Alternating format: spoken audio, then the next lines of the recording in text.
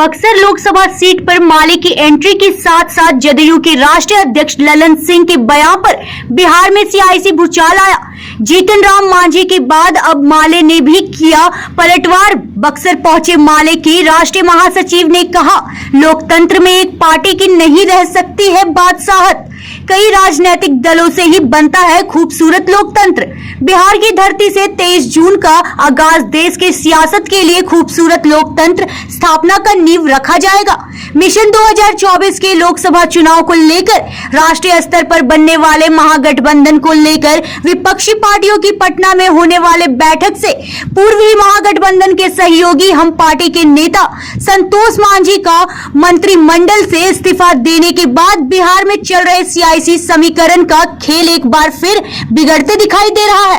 महागठबंधन की गांठ से जीतन मांझी की पार्टी को अलग होते ही जदयू के राष्ट्रीय अध्यक्ष ललन सिंह ने छोटे राजनीतिक दलों को छोटे दुकानदार से तुलना कर सियासी भूचाल ला दिया है, जिस पर भाकपा माले ने भी आपत्ति जताई है। माले के राष्ट्रीय महासचिव ने भारतीय जनता पार्टी के राष्ट्रीय अध्यक्ष जेपी नड्डा और ललन सिंह पर पलटवार करते हुए कहा कि जीतन राम मांझी और ललन सिंह के बीच क्या चल रहा है उससे हमारी पार्टी को कोई लेना देना नहीं, लेकिन जिस तरह से पटना में भारतीय जनता पार्टी के नेता जेपी नड्डा ने बयान दिया था कि एक ही पार्टी अगले 50 साल तक राज करेगी, यह लोकतंत्र में संभव नहीं है। महागठबंधन समय की है मांग। वहीं उन्होंने 23 जून को होने वाले महागठबंधन की बैठक को लेकर कहा कि आज आम लोगों की रोजी रोटी बचाने के लिए महागठबंधन समय की मांग है और बिहार में इसका सफल प्रयोग भी हुआ है। लेकिन बीजेपी के नेता बार बार पूछ रहे हैं कि महागठबंधन का दूल्हा कौन होगा, तो चुनाव में जीते हुए सांसद अपना नेता भी तय कर लेंगे। बीजेपी के नेताओं को बेचैन होने की जरूरत नहीं है, सभी राजनीतिक दलों का है महत्व। वहीं उन्होंने कहा कि भारत जैसे लोकतांत्रिक देश में यह कहना कि छोटे छोटे दलों को अपनी दुकानें बंद कर लेना चाहिए, केवल बड़े दल ही राज्य करेंगे, यह कहीं से सही नहीं है।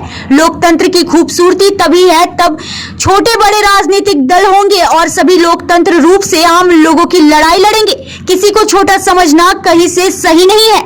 गौरतलब है कि 23 जून को होने वाले महागठबंधन की बैठक से पहले ही जीतन राम मांझी के बेटे ने मंत्रिमंडल से इस्तीफा देकर गठबंधन की गांठ को ढीला कर दिया है। ऐसे में जदयू के राष्ट्रीय अध्यक्ष का ललन सिंह के बयान से बिहार में भूचाल आ गया है।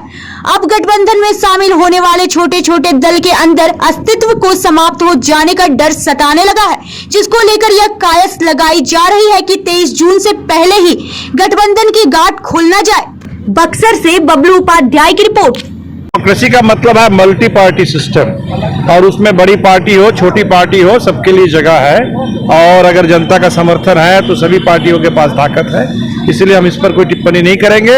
हम तो देश में जो अहंकार है, इस समय अत्याचार है मोदी जी का, अमित शाह का, इस सरकार का, इसके खिलाफ लोकतंत्र की रक्षा के लिए लड़ रहे हैं। अमित शाह का जो बयान वो कह रहे हैं कि महागठबंधन तो बोल रहा है बरात तैयार होगा, लेकिन बरात तैयार कौन होगा?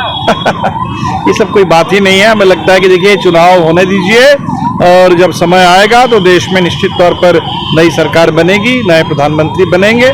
लेकिन अभी तो फिलहाल देश को छुटकारा चाहिए इस पूरे आफत काल, ये कहते हैं अमृत काल, और लोग कह रहे हैं कि आफत काल मोदी जी ला दिए हैं देश में। आफत काल से देश को छुटकारा चाहिए। पहली बात तो देखिए, महागठबंधन इस समय देश की जरूरत है, क्योंकि पिछले 9 साल से देश झेल रहा है और संविधान पर, लोकतंत्र पर, आम लोगों के रोजी रोटी जिंदगी पर इस तरह से हमले हो रहे हैं हर रोज, तो ये देश इसको बर्दाश्त नहीं कर सकता। इसीलिए हमें लगता है कि महागठबंधन बनना ये तो इस समय देश की ज़रूरत है, लोकतंत्र के लिए, संविधान के लिए, संघीय ढांचा के लिए। और बिहार में महागठबंधन का एक सफल प्रयोग हुआ है, और हमें लगता है कि बिहार से हमने भी जो महाधिवेशन किया था साल के शुरू में, हमने वहीं से प्रयत्न किया कि एक देश में विपक्षी एकता बने और एक माहौल बने। तो हमें तो अच्छा लग रहा है कि बिहार से इसकी शुरुआत हो रही है और मीटिंग हो, और हमें लगता है कि पूरे देश में एक व्यापक विपक्षी एकता, एक विश्वसनीय विपक्षी एकता, और पूरे देश में एक जबरदस्त जन आंदोलन